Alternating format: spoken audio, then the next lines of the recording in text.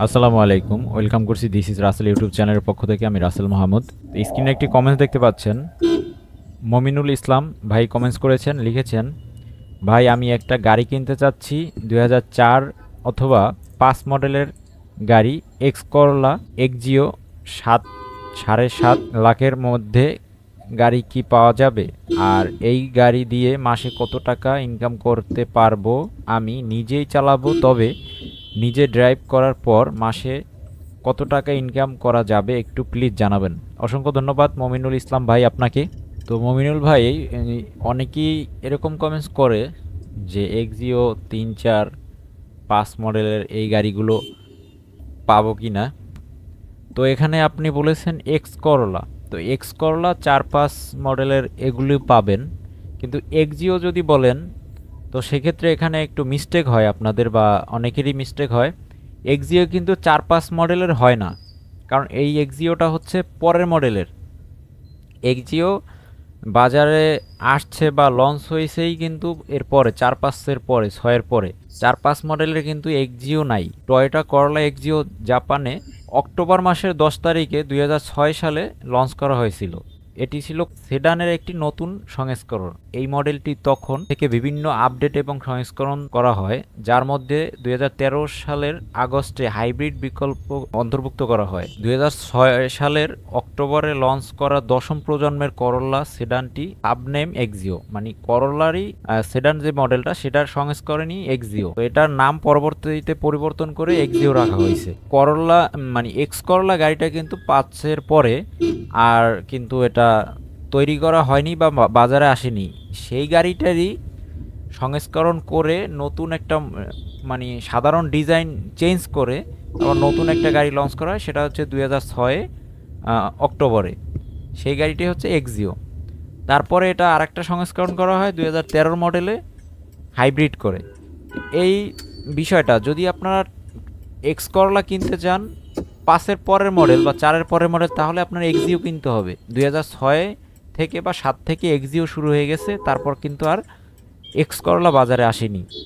তারপর থেকে এক্সিওই বাজারে ছিল। বা ওই এক্স করলার সোজা কথা যদি আপনি বলতে চান বা বুঝতে চান যে এক্সিওর এক্স করলার পরিবর্তে বাজারে এক্সিও 2007 থেকে রিলিজ করা হয়, এটা যদি বলি সহজ ভাষায়। তো 2004-5 মডেলের আপনি টয়োটা এক্স করলা পাবেন, কিন্তু 2004-5 মডেলের এক্সিও পাবেন না। এক্সিও যদি নিতে চান তাহলে 7 থেকে নিতে হবে। 2007-এর মডেল যদি এক্সিও নেন তাহলে আপনি কমসে কম আপনার সেকেন্ড হ্যান্ড গাড়ি 2007-এর এক্সিও যদি নিতে চান 11-12 লাখ টাকা আপনার গুনতে হবে।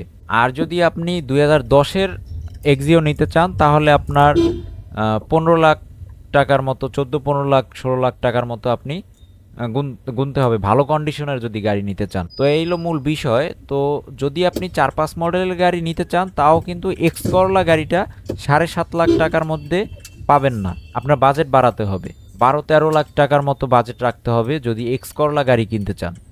তো এই মিস্টেকটা অনেকেই করে। অনেকেই বলে ভাইয়া এক্স করলা 2008-9 মডেলের এক্স করলা বা 2010 মডেলের এক্স করলা পাওয়া যাবে কিনা। এক্স করলা কিন্তু 2010 মডেলের এক্স করলা হবে না, হয় না।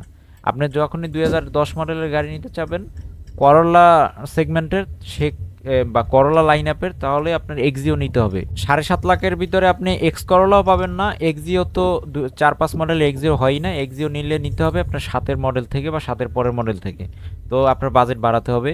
আর যদি 7.5 লাখ টাকার মধ্যেই আপনি গাড়ি কিনতে চান সেক্ষেত্রে আপনি টয়োটা অন্যান্য মডেল দেখতে পারেন। টয়োটার আপনি প্রোবক্স দেখতে পারেন, টয়োটার 7 সিটার যে বড় গাড়িগুলো সেগুলো দেখতে পারেন। আর যদি আপনি ওই গাড়িগুলি নিয়ে চালাতে চান তো সেক্ষেত্রে আপনি এক্স করলা তো পাবেনই না, এক্সিও পাবেন না।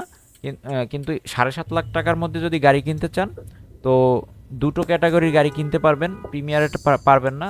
উবার এক্স ক্যাটাগরির গাড়ি কিনতে পারবেন এবং কি এক্সেলের ক্যাটাগরির গাড়ি কিনতে পারবেন, সেটা হচ্ছে 7 সিটার মোটামুটি মোটামুটি কন্ডিশনের আর কি গাড়ি নিতে পারবেন। সেটা দিয়ে যদি আপনি ইনকাম করতে চান, নিজের গাড়ি নিজে ড্রাইভ করে যদি প্রোবক্সও চালান 40-45 হাজার টাকা ইনকাম করতে পারবেন। এবং কি 7 সিটার যদি চালান সেক্ষেত্রে আপনি 50-60 হাজার টাকা, 50-55 হাজার টাকা ইনকাম করতে পারবেন। আর রেন্টে কারে যদি ট্রিপ ধরেন তাহলে আপনার ইনকামটা বাড়তে পারে। তো এই হলো মূল বিষয়। আশা করি মমিনুল ইসলাম ভাই আপনি বুঝতে পেরেছেন, এবং কি অনেকের মনের মধ্যে এই প্রশ্নটা থাকে বা অনেকেই এরকম কমেন্টস করে আমাকে 8 9 10 মডেলের এক্স করলা নিতে চাই ভাই, কিন্তু ওই মডেলের এক্স করলা হয় না, আপনার এক্সিও নিতে হবে। আর এক্সিও আপনার 4 5 মডেলের বা 2003-এর মডেলের এক্সিও হয় না, এক্সিও হয় শুরুই হয় আপনার 7 থেকে বা 6 থেকে 6।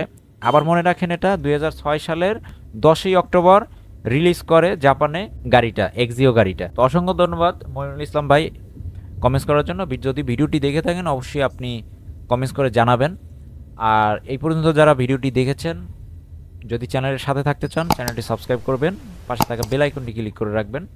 আজকের মতো বিদায় নেব, দেখা হচ্ছে পরবর্তী ভিডিওতে। আল্লাহ হাফেজ।